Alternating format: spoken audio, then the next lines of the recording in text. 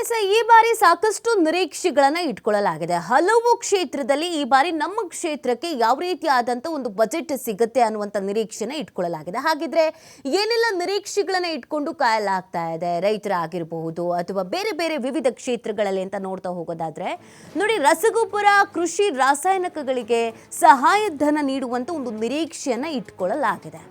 ಅದರ ಜೊತೆಗೆ ಈ ಕೃಷಿ ಸಮ್ಮಾನ್ ಯೋಜನೆಗೆ ಸಹಾಯಧನ ಹೆಚ್ಚಿಸುವಂತ ನಿರೀಕ್ಷೆಯನ್ನು ಕೂಡ ಮೋದಿ 3.0 ಬಜೆಟ್ ನಿರೀಕ್ಷೆಗಳಲ್ಲಿ ಇಟ್ಕೊಳ್ಳಲಾಗಿದೆ.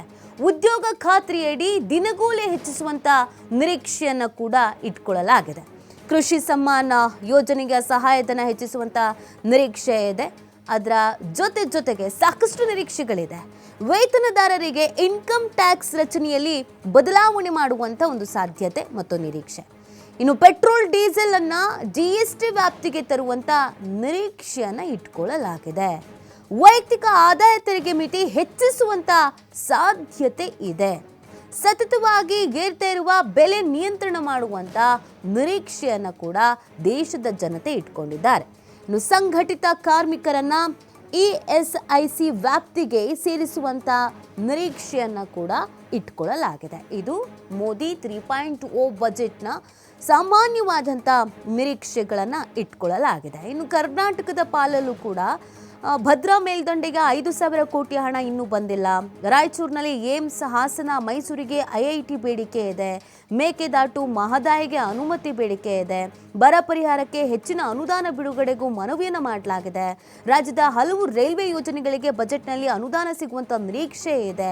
ಸೊ ಹಾಗಾಗಿ ಈ ಮೋದಿ 3.0 ಸರ್ಕಾರದ ಮೊದಲ ಬಜೆಟ್ ಬಗ್ಗೆ ಕೇವಲ ಕರ್ನಾಟಕದಲ್ಲಿ ಅಂತ ಮಾತ್ರ ಅಲ್ಲ, ದೇಶದೆಲ್ಲೆಡೆ ಸಾಕಷ್ಟು ನಿರೀಕ್ಷೆ ಇದೆ.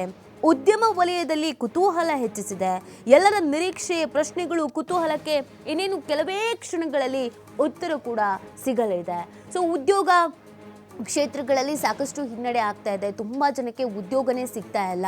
ಈ ಥರದೊಂದು ಬೇಡಿಕೆ ಇದೆ. ಹಾಗಾಗಿ ಉದ್ಯೋಗ ಕ್ಷೇತ್ರದಲ್ಲಿ ಕ್ರಾಂತಿ ಆಗತ್ತಾ, ಅದಕ್ಕೆ ಅಂತ ಈ ಬಜೆಟ್ನಲ್ಲಿ ಏನು ವಿಶೇಷವಾದಂಥ ಒಂದು ಅನುದಾನ ಆಗಿರ್ಬೋದು ಅಥವಾ ಕಾರ್ಯಕ್ರಮಗಳನ್ನು ಹಮ್ಮಿಕೊಳ್ಳೋದಾಗಿರ್ಬೋದು ಆಗಬಹುದು ಅನ್ನುವಂಥ ನಿರೀಕ್ಷೆ ಬೆಟ್ಟದಷ್ಟಿದೆ. ಬೆಲೆ ಏರಿಕೆಯ ನಿಯಂತ್ರಣಕ್ಕೆ ಸಂಬಂಧಪಟ್ಟಂತೆ ಏನಾದರೂ ನಿರ್ಧಾರವನ್ನು ತೆಗೆದುಕೊಳ್ಬಹುದಾ ಅನ್ನುವಂಥ ನಿರೀಕ್ಷೆ ಇದೆ. ಪೆಟ್ರೋಲ್ ಡೀಸೆಲ್ ಅನ್ನು GST ವ್ಯಾಪ್ತಿಗೆ ತರುವಂಥ ನಿರೀಕ್ಷೆ ಇದೆ. ವೈಯಕ್ತಿಕ ಆದಾಯ ತೆರಿಗೆ ಮಿತಿ ಹೆಚ್ಚಿಸುವಂತಹ ಸಾಧ್ಯತೆ ಇದೆ. ಸಾಕಷ್ಟು ಮಹತ್ವದ ನಿರೀಕ್ಷೆಗಳನ್ನು ಇಟ್ಕೊಂಡು ದೇಶದ ಜನತೆ ಕಾಯ್ತಾ ಇದ್ದಾರೆ.